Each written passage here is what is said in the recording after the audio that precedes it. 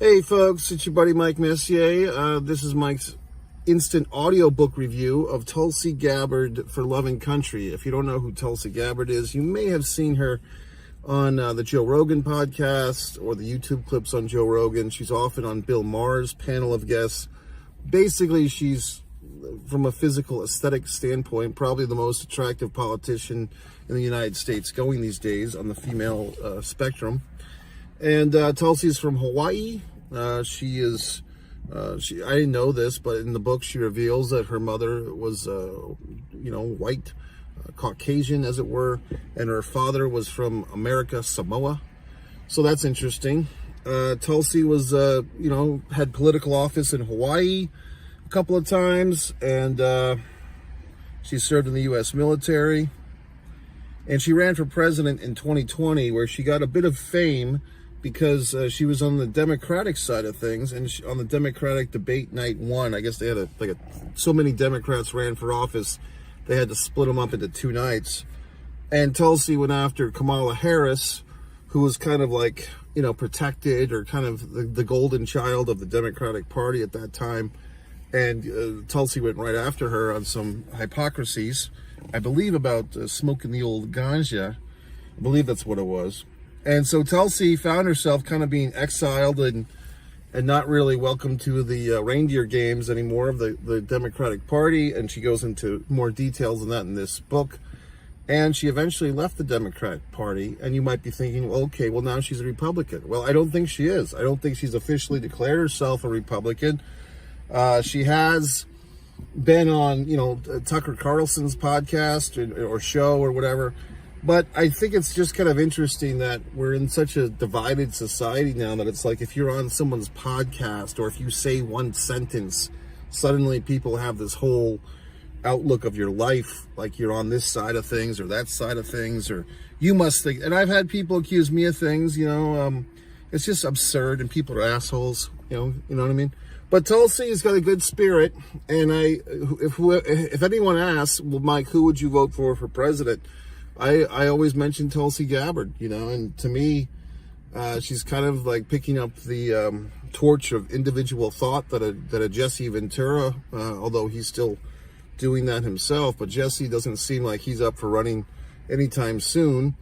That ship might have passed if Jesse Ventura was going to run as a third-party candidate. Tulsi, I think if anything, she will probably eventually join the Republican Party. And I could see her doing really good things because I think she is very middle on a lot of topics, but not all topics. I mean, some things she really has strong opinions and values and thoughts on. And we get into that in this book. So this book is not necessarily a biography or a memoir. I don't know if there's a biography or memoir that she's already written.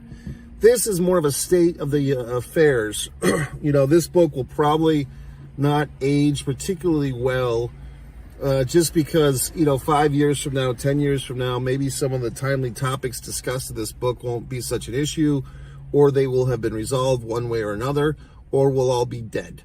But in this book, she gets into some controversial topics, namely the various reasons why she left the Democratic Party. Her feelings of the incorrectness or the illegalities of the Patriot Act, very interesting. Some things about the Democratic Party that I was not aware of. Maybe you were, maybe you weren't. Jump in Joe Biden. Everybody else, it's really like quite a statement, quite a book of secrets revealed, so to speak. Maybe some of these things, aren't secrets, and maybe having this information, if you listen to the audiobook, maybe people could do something about it, maybe they can't. She does get into some of the, her probably, I don't know if it's her most controversial, but she really gets into, before anything, she talks about the threat of nuclear war. She talks about that, and a lot of people, she says, don't want to even think about it. They don't bring it up. She brings it up. She talks about that. I don't know if you remember 4 or 5 years ago, there was like this false alarm in Hawaii. And she says all the Hawaiian words properly, which is kind of fun. Like she says, like the way that she even says Hawaii, I can't even do it. It's like Hawaii, you know, like she pronounces every A and I, Hawaii, and then she's always saying aloha, the spirit of aloha, you know what I mean? Like, it's kind of fun when like someone who can actually speak the proper cultural words says them, because then you feel like a dumb white asshole when you can't. But she says all the words properly. Hawaii, aloha. Ukulele. Like, you know, she doesn't say ukulele, she says ukulele. You know what I mean? All these things. But then she gets into probably the hot topic item of the day, at least in the social front, the transgender discussion. She gets into it quite a bit and reveals some stats and facts, things that people may not want to hear, but probably should hear. She does reference, there's a Matt Walsh's documentary a few years ago that I watched. That'll change your perspective, I think, on that topic. It's a timely topic, and obviously, you know, people have their freedoms, as well they should. I think where a lot of people get upset is underage people maybe being influenced, you know, empowered to make permanent choices for temporary problems, perhaps. But Tulsi gets into that knee deep. So if you're looking for some thoughts on the transgender debates, I think there's more than one debate. I think there's a lot of debates. There's who's benefiting from these situations, corporations getting payoffs and so forth, money, doctors, like I said earlier, children getting influenced to make permanent decisions, for perhaps in some situations, or many, identity crisis or just confusion. So who knows? But anyway, Tulsi really gets into it. She's not afraid to make statements that might upset some people, might get some hashtags, but she's, you know, she's a gamer. And I've told people this and they don't listen. But when people, if they do ask, well, who would you like to vote for President, Mike? I always say these days, Tulsi Gabbard. You know, she was in the Democratic Party. She left the Democratic Party. This book really explains why she left the party. She saw a lot of hypocrisies in her statements, a lot of illegalities, especially about the Patriot Act and other things, and she really gets into it. So, I mean, is it kind of a preaching to the choir thing? It might be. Like I said, a lot of times I mention Tulsi Gabbard, even my associates or colleagues, or dare I say friends, who think they know politics, if I mention Tulsi, they don't know who the hell I'm talking about. And sometimes I have to start their memory and say, well, you know, she's like the attractive lady from Hawaii who talks politics. And there was a movie, I think it was it called it was Charlize Theron, who was like the vice president in this fictional movie.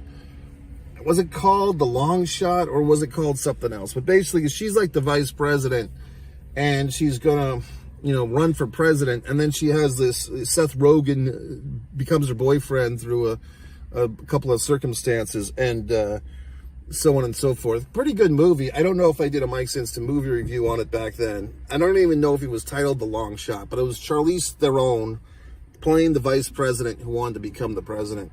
And I've always kind of, because when I became aware of Tulsi Gabbard, it was right around that time. And at the time, like Charlize in that movie poster looked somewhat in the ballpark of Tulsi. Okay? So I've always kind of put those things together in my little memory. I'm a big fan of hers. You know, I'm pulling for her. I don't know. I mean, she's left the Democratic Party. As far as I know, she has not joined the Republican Party. I would be very curious. I don't think this is going to happen. If Donald Trump would choose her as his running mate, that'd be fascinating to me. I don't think it's going to happen, though.